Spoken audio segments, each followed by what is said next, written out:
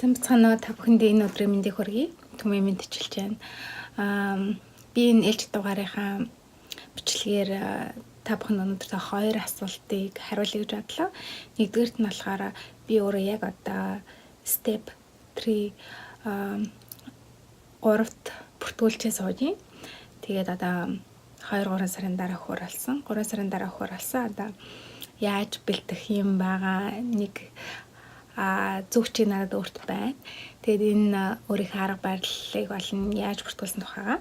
Хоёрдугаар талаар маш олон хүмүүс асуугаад байна. Америкт externship, observership хийх боломж хэр байдаг вэ гэд энэ талаар мэдээлэл өгье гэж хүслээ. За step 3-т яаж бүртгүүлсэн бэ? Жохон өөр эдэм байна. Би гайхаад бас USMLE.org гэж шууд ингээд орчиж байгаа. Тэ энэ хуудас гараад ирэн тэгэн хот нь step 3 гэд хахаар энэ apply for step 3 ишигээ орохоор apply to FSMB гэдэг байна. Federation of State Medical Boards гэд ишээ ингээд ороод логин хийгээд одоо надад біз энэ нэлээд олон хоногийн өмнө процесс нэхэлсэн юм аа. Би нэг 2-7 хоногийн өмнө энд бүртгүүлсэн. Та нарт аккаунт авахгүй учраас sign up гэдэг рүү ороод энэ бүх асуултууд хариулаад next гэж заагаад тэгэхээр нэг юм өгөх юм байлаа. Certification of Identification Form гэсэн баха. Тийм нэг хамгийн сүүлд нь гарч ирээ. Тэр өөрөө хиний хэм бэ гэдгийг бичээд тэгээд өөрийнхөө 2x2 inch зураг наагаад паспортны зураг гэсэн Америкийн паспортны зураг гэсэн тэрийг наагаад натуралтын газар очиод чи өөрөө энэ хүмүүс байна гэдгээр зураг гэрчлүүлээд тэгээд тогтонд хийгээд явуулсан. Тэгэж явуулаад одоо 2-7 хоног болоод 7 хоног болсноо. Тэгээд өнөөдөр надад заажны бүх юм болчлоо. Одоо регистр хий гэд имэйл ирээд тэгээд тэрнийхэн дагуу имэйл хийсэн. За нэгдүгээрт бол ер нь энд бол бүртгүүлэх юм байна. Энэ сайтаар орж бүртгүүлж явд юм байна. Тэгээд өнөөдөр тэр имэйл ирснийхэн дагуу scheduling number гэдэг юм өгчөж байгаа. Тэгээд тэрнгээр Prometrics-аас ороод Стефник 2-т бүртгүүлсэн шигээ бүртгүүлчих юм байлаа. За энэ болсон. Энэний дараагаар яаж бэлтэж байгаа гэхээр яаж бэлтгэсэн учраас сайн бас мэдээг байгаа. Гэхдээ ажлаа хажуугаар ямар нэгэн таарсан кейсүүдийг энэ номноос уншиж байгаа. Тэгээд USMLE UWorld Step 3 ингээд CCS-ийн ингээ хараад ямар ч гэсэн ингээ ажлын хажуугаар хараа явж байна. Question bank нь бол ер нь хийн. Угаасаа Step 3 UWorld хийн. Step 2 CK би 2016 онд тогсон юм байна. Тэгээд мэдлэг маань жоохон одоо 2-3 жилийн өмнө чинь жоохон хол болцсон учраас тэрний question банкыг хийн гэж бодож байгаа. Тэгээд дээрэс нь нэг хүн надад энийг recommend хийсэн. mapping.ccs.com гэдэг. Тэгээд ямар ч гэсэн өөртөө байгаа UWorld Step 3-ийг хийчээ дараа нэг энийг хийж үзье гэж бодож байна. За ингээд ерөнхийдөө ингээл шалгалтанд орно гэж бодож байна. Тэгээд яг тохойд нь ямар хөө байсан, зөв байсан, буруу байсан бас бичлэг хийнэ. За хоёрдугаар асуулт болохоор яаж observership бол externship Америкт хийж болох гэсэн асуулт байсан. Observership, externship хийх боломж маш их Америкт. Ягаад гэвэл одоо нөгөө Caribbean University гэдэг айгүйх олон их сургуулиуд бий болсон. Сүүлийн 2000 оноос эхлээд тэгээд тэрний дагуу тэр бүх университетууд чинь Америкт тойролтуудаа хийдэг болсон. Тэгээд их олон эмнэлгүүд бид нарт одоо opportunity өгч байгаа. Энд тойролтыг гэсэн санаануудыг өгч байгаа. За би та нарт бичлэг хийхэд бол зүгээр л сая энд Google лээ л дээ. Observer Observerships opportunities observerships for IMG гэд гуглдсан чинь ийм вебсайт гарч ирж байгаа. Observership program listing for international medical graduates гэх энэ вебсайтыг бол энэнийг бол би анх удаа харж байна. Энэ American Medical Association гэдэг энэ вебсайт бол хуулийн ёсны маш том байгууллага. Энэ байгууллага бид нарыг матч болоход бид нар энд бүртгэлтэй байх ёстой. Энэ байгууллага бид нарын мэдээллийг авдаг. Тийм болохоор ямар ч ихсэн үнэн зөв мэдээлэл хүргэж байгаа энэ вебсайт. Тэгээд энд ийм олон програмууд байна. Энэ American Clerkships Postgraduate Sub Internships with Residency Programs гэдэг энэ бол айгуу том organization бүр нэг жилийн externship, observership хийх боломжийг олгодог гэж би сонсч байсан. За тэгээд бүгдээр төлбөртөө. Тэгээд таны өөрийн сонголт мэднэ. Энд болохоор 4-7 хоногоос ахуулаад 48-7 хоног хүртэл. Энэ хамгийн багадаа 2-7 хоног ингэж хийж болно гэдэг хэлж байна. За энд миний мэддэг бол ганцхан ийм байсан. Гэтэл энд ингээд ийм олон газар байд юм байна. Bridgeport Family Medicine гин Drexel Medicine гин мэдгүй их л олон юм байна. Тэгээд хийгээд ороод үзээрэй. Ер нь бол externship, observership хийхээр тухайн хийсэн газрын хүн чамайг танино. Дахиад чамайг үнэхээр сайн ажилласан, сайн мундаг байсан гэх юм бол чамайг интервьюнд дуудана. Энэ бүх газрууд чинь бараг л бүгдээ residency програмтай. Тэгэхээр үнэхээр чи сайн бол бас тэн дотроос сонгох боломжтой. Дээрэс нь letter of recommendation гэдэг юм авдаг. Програм тавлайтанд бол 3 захиа авдаг гэдэг байгаа тийм. Тэгэхээр би бол Family Medicine program тавлайтсан. Миний 3 захиа гуруула primary care doctor-оос байсан. Тэгэхээр ер нь бол чи юу сонирхож байгаа чинь захиан дээр гарч ирээд ингээд ер нь хүмүүст ингээл би яг л энийг л хүсэж байна гэдэг юм гаргаж ирээд айгуу сайн захиатай байх нь бас чухал. Захиаг чинь бас хараад за таныг ер нь интервьюнд дутгаагүй гэж үзэж байгаа. Тийм болохоор тэр бас чухал. Тэгээд тэгэхээр нэг юм боломж байна. Миний өөрийн мэдж байгаас гэх юм бол би өөрөө энэ hospital externship гэдэг юм хийжсэн. Observership, externship хоёрын ялгаа нь юу гэхээр observership нь болохоор та зүгээр л эмчээ дагаал явна. Тэр хүмүүсийн юу хийж байгааг харна. Та хүчтэнд бараг л гар хүрэхгүй зүгээр л ингээл за Америкт нэг medical system гэж юм байд юм байна. За энэ хүчнийг ингэж эмчлэлээ шүү, юм биш үү, тийм биш үү гэл өөрөө хараад юмаа сурах масураа явна гэсэн.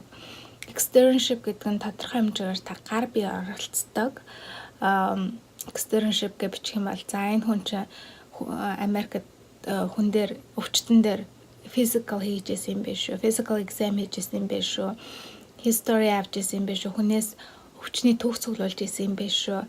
За Америкт нэг electronic medical record гэж нэг айгуу тийм том юм байдаг. Нөгөө нэг өвчтний түүх гэж яриа штэ. Тийм Монголд ингээд цаасараас одоо ямар болсон мэдгүй. Америкт ч бүгдээрээ тэр нь болохоор юу яадаг? Электроникоор яадаг. Одоо тэгээд хатсан газар болгоно ч өөр EMR гэж нэрлэдэг тийм хэрэглэн тэгээд тэрийг сурах хэрэгтэй. Тэгээд тэрнгээр чи хүчний түүхийг бичнэ. Тэр чиний legal document тэгээд тэн дотроос чи өвчтөндөө бүх юм тариагаа ордер хийн. За тэгэхээр тэр юмтай familiar болох нэ, танил болох нэ. Тэгэхээр externship гэдэг юм чамд ер нь энэ бүх зүйлүүд нээлттэй гэсэн үг. Хэрвээ чи оюутан бол тойролт хийх тэрийг нь болохоор clerkship гэж нэрлэдэг.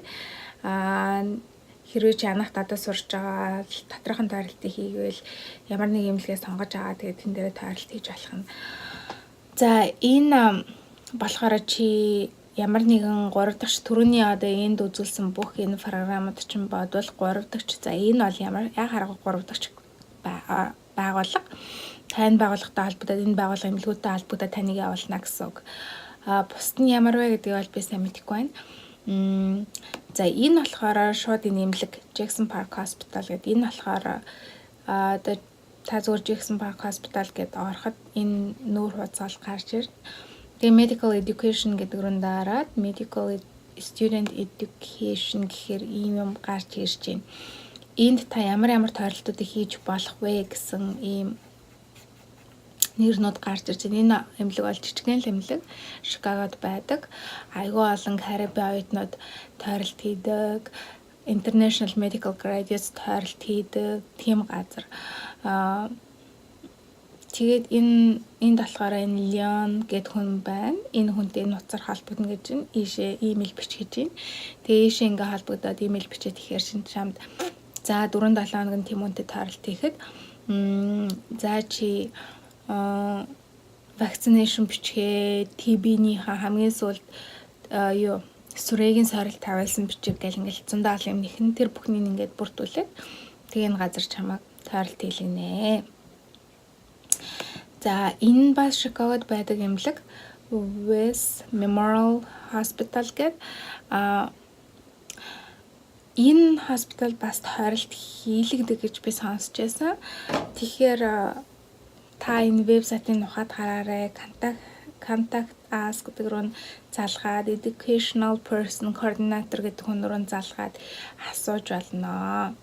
Swedish Hospital гэж бас байдаг Чикагод.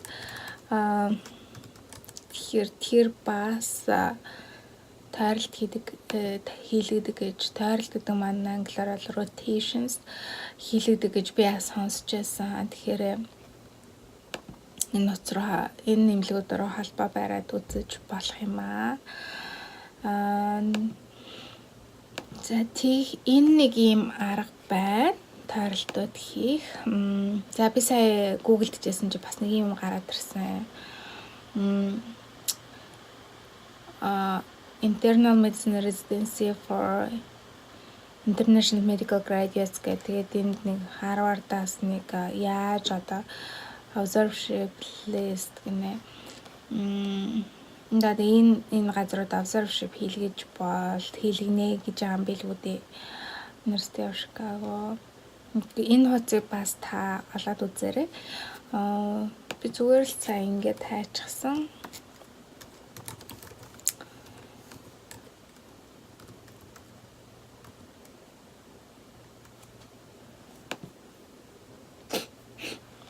Тэгсэн чинь ингээд 170 юм гарч ирээд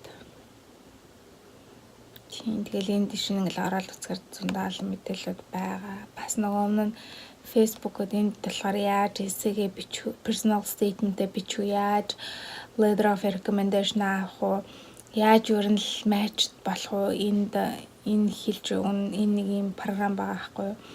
Хэлж өгнө гэдэг байгаа юм билээ. Harvard-аас гаргах юм байна. Гэх мэтчлэн ингээд зөндөө олон туслах өөрөө эрэл хайгуул хийгээд явал зөндөө олон юм байна.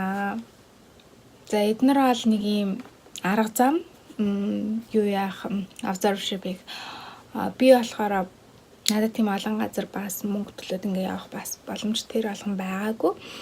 Тэгээд өөр бас нэг арга юу гэхээр чи Америкт эмч таньдаг бол практис хийж байгаа эмч таньдаг бол энэ бол хамгийн амархан арга. Хамгийн зөв арга. Директли холбоо хараад тэгээд тэр хүнээс асуугаад би таны эмнэлгээр ингээд дадлага хийж болох уу? Тэгээд тэр хүн чинь зөвшөөрөх юм бол маш гоё боломж байна. Надад бол харин тийм боломжнууд надад байсан. 170 хүмүүс надад тусалсан. Тэгээд тийм эмч нар дээр очиад би Porsche хэмжээ дагж байсан, энтгэг хэмжээг дагж байсан. Тийм гэх мэтчлэн тэр хүмүүс аяг тусалдаг. Тэгээд тийм хүмүүс дээр очиж дагаж болох юм аа. Сүүлийн үед бас Монгол эмч нар бас болж ийн Мерсерэнд бас байна. Тэгэхээр тэр хүмүүстэй холбоо бариад бас ингэж гойж болох юм. Тийм болохоор ямар л арга зам байна ингээд хийж болно. Тэгээ зөндөө олон хүмүүс хийгээсэй гэж бодож байна. Танд letter of recommendation-та болохоос гадна, танилтай болохоос гадна мөн та резидент болоод орлоо гэж бодоход бүх юм чинь шин. Та тэнд ажил орох гээд ирсэн болохоор чинь та яаж ордороо хийдгүү, яг ямар системээр Америк residency програм юу нь явдгүү гэдгийг мэддэг байх ёстой. Яагаад гэвэл энэ хүмүүс medical graduates төгссөн хүмүүс ингээд авч ийн хүмүүс сургаад авна гэсэн үг биш. Тухайн medical graduates чинь Америк төгсөгч чинь энэ эмнэлэгт ажилд явахдаа энэ бүх зүйлийг хийжээс учраас сурчсан байгаа гэсэн үг. Тэгэхээр танаас адилхан зүйлийг шаардна. Таныг сонгоод авлаа гэж бодоход тэгэхээр ийм observership, externship ядаж ганцыг хийгээсэй гэж хүсэж байна. Дээр надад нэг асуулт ирсэн байсан. Би одоо ингээ олон програмд apply хийж болох уу гэд. Олон програмд apply хийж болно. Гэхдээ тань тийм олон letter of recommendation олдох уу гэдэг санаа асуулт. Ингээд би жишээ нь одоо би бас ингээд family medicine, internal medicine хоёрт apply хийжсэн. Гэхдээ би family medicine apply хийхэд надад 3 захиа 3 family medicine specialist байсан. Internal medicine apply хийхдээ би нөгөө л 3 захиатай apply хийсэн. Энэ захиач observership хийсний externship observership хийсний дараа олж авч байгаа захиа учраас тийм олон хүнд байхгүй. Яг хөө энэ Америк 1 жил 2 жил тойролт хийсэн. 13 4 5 тойролт хийсэн хүнд бол байдаг бах тийм олон. Надад бол байгаагүй. Тэгэхээр би internal medicine дотроо primary care гэж салбар байдаг. Internal medicine дотроо 2 branch байдаг гэсэн үг байхгүй. Primary care нөгөөт нь болохоор internal medicine. Би тэгээ primary care гэдэгт нь apply хийжсэн. Тэгэхээр энэ хоёр нь ерөнхийдөө ойролцоо болохоор тэр захиа маань acceptable болж байсан. За тэгэхээр та бүхэнд амжилт хүсье. Тэгээд тууштай зарсан зүйлийг ханаас яваарай. Тэгээ өдрөг байгаарай. Амжилт, subscribe. Баяртай.